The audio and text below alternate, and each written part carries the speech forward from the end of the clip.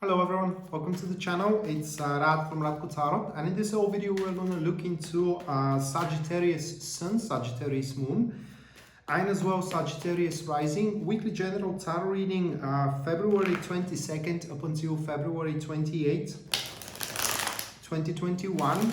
And if you are interested in a personal reading with me, or if you do want to take my tarot classes, you can check out the description down below.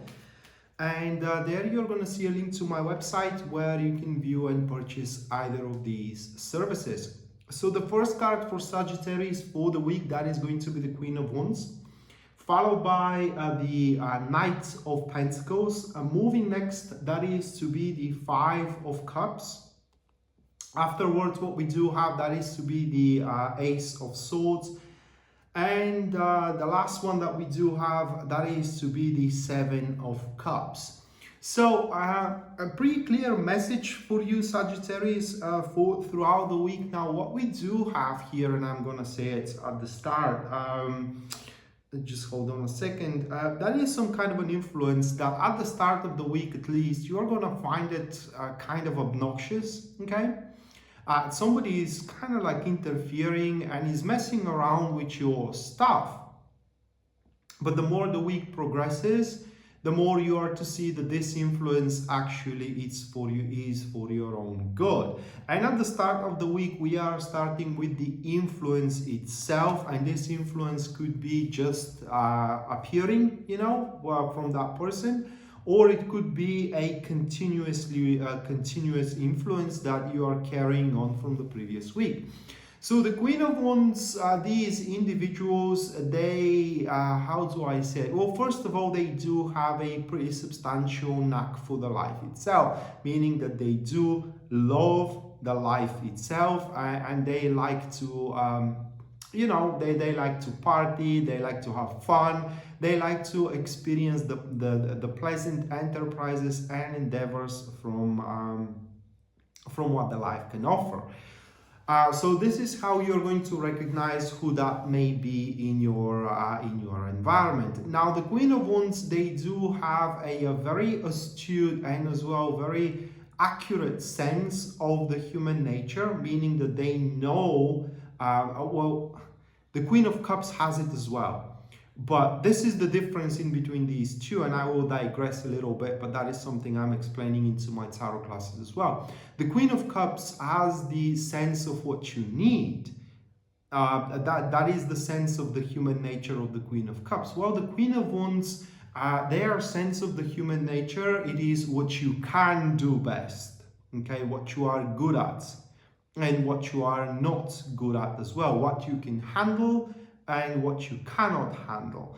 And thus the Queen of Wands always has a very, the word is not intimidating, it's more like it has a very appropriate approach toward individuals into her environment. It's simply that is a person who gets along with everybody. It's because it's a person who knows what to say and who knows how to act. And in your case, this is a person who knows how to boost your enthusiasm in the same way of how she knows how to extinguish your enthusiasm as well. It's a person who knows how to make you happy and how to make you miserable. So this is either somebody who knows you very well or is just natural, okay? Now, Queen of Wands, these people, they love to be the center of the attention. So you will immediately spot them as somebody that it simply wants to stand out into the crowd. They are also people who does have a very astute business sense as well. They simply, whenever they make business, simply things works. That doesn't necessarily mean that they are very rich, because things works, but what price of? Well, that is entirely different story. So as soon as this individual appears here, they will have some kind of a plan, okay? They do want something, and you do have what they want. You may be the person that they do. You may be the thing that they want. They may want you, and they definitely know how to get it now, or how to get you. Now with the Knights of Pentacles here, it seems that they do have their plan systemized, they do have their plan created, and they are going to be quite tenacious about it, okay? They simply gonna follow a step after step. One thing is gonna lead to another, and it's simply their actions are going to be very effective, if I may say it that way, and these actions are gonna simply produce results. Is it advisable to follow the Queen of Wands? With the Knights of Pentacles as an intentions here and as a follow-up card in general, and what kind of a influence the Queen of Wands is going to have into your life, it seems genuine, because the Knights of Pentacles is a card that sticks to the simplicity. And therefore, there are no surreptitious intentions, and there are no, how can I say, backlit schemes which are to throw you into a trouble, or it's simply going to deprive you of anything. It is just the approach of the Queen of Wands. It may look a little bit harsh, it may look a little bit unpolished, a little bit brutal as well at some stages. Now with the Knights of Pentacles though, even though that could be a business partnership in between you and the Queen of Wands, or it could be as well a friendship, there are definitely going to be some emotional attachment in between you and the Queen of Wands, which by the way could be as well a male. It's just the Queen of Wands expresses archetypes. It doesn't say what gender the person is going to be. So there is definitely going to be some sentiment and some kind of like a emotional connection in between you and this person. And if you do decide to interact and to allow this influence to kind of take off your life, or to be a part of your life, to be a thing there, you also need to keep up that kiss principle. Keep it simple and stupid as well, because that way it simply that is going to be the effective approach toward the situation that you're going to have in between you and the Queen of Wands. Now, what are the pros and the cons if you do decide to keep up with the Queen of Wands? That interaction, you know, which as well, Queen of Wands could be your husband or your wife that is trying to influence your life at that particular point, and you may find it very obnoxious, but the more you think about it, the more you're going to see that there is a reason behind it. And the reason is so you can have a better time, okay? You can start enjoying life just as the Queen of Wands can enjoy it. So you both are kind of like contributing for each other's exhilaration moving forward into the future. And as well, while you enjoy each other, you also accomplish certain goals that you are finding common among one another.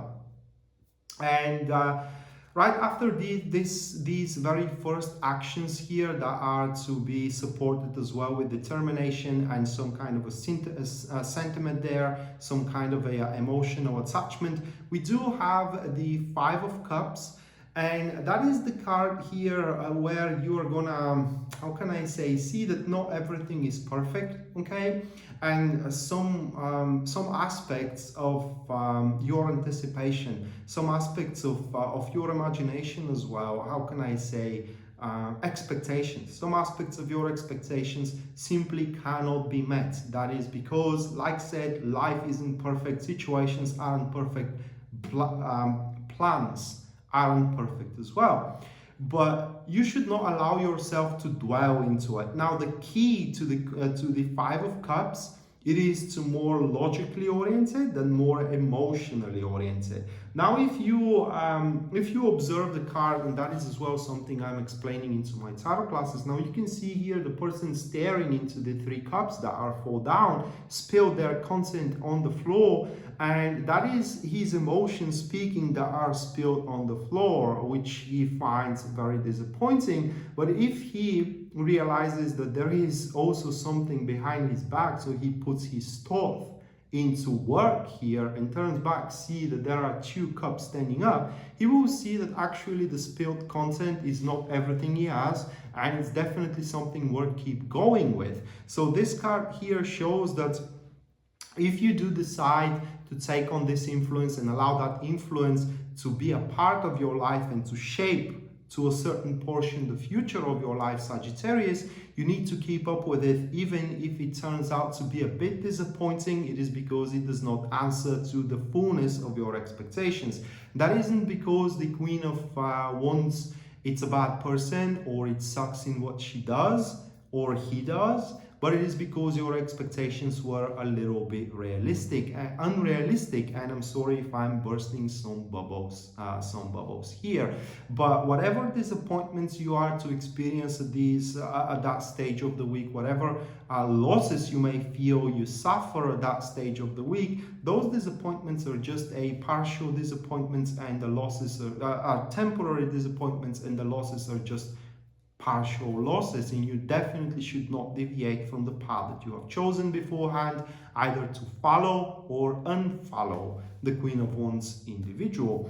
And right after this, how can I say, suffusion of a cold water, that is an expression into our country when things doesn't happen the way we want.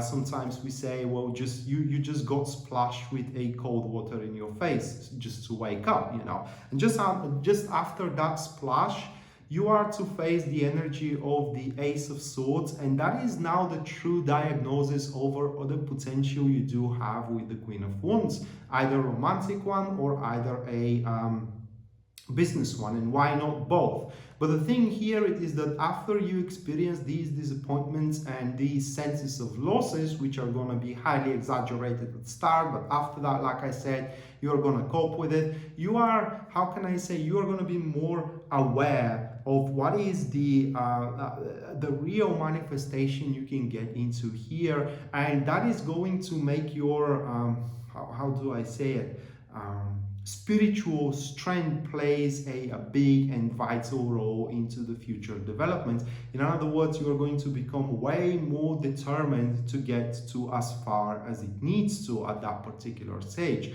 So yeah, it may be a bit of a rocky start of a relationship that you may have here, or a rocky start of an endeavor into a relationship, but with the Ace of Swords that follows the Five of Cups, it's a process that you are going to find either very lucrative or a positive for you to experience moving forward. And also the recognition that, you know, simply things cannot end up as perfect as you may want, because everybody wants a perfect development, but that is never the case, is it? It's something very natural, and it's something that it simply person cannot buy without.